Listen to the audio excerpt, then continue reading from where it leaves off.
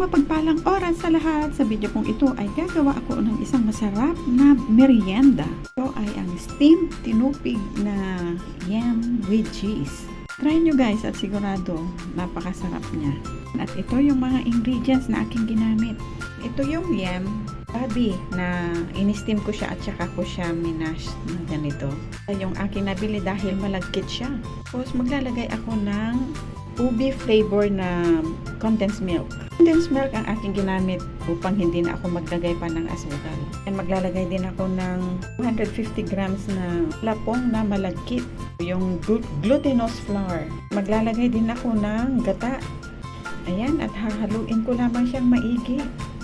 At maglalagay din ako ng sliced cheese. At kapag ready na ang lahat, ay babalutin ko na lang ito sa dahon ng saging. Ayan, sa aking dahon ng saging ay pahiran ko siya ng margarine.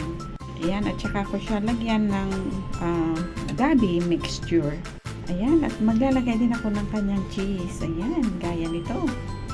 At saka ko siya balutin gaya nito. Ayan, gawin ko lahat yan hanggang sa matapos lahat ng ating mixture.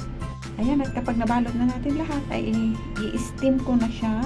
Ayan, sa steam oven ko siya niluto or in-steam.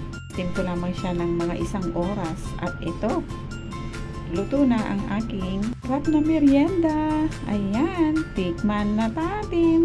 Yummy. Ayan, maraming salamat. Kita-kita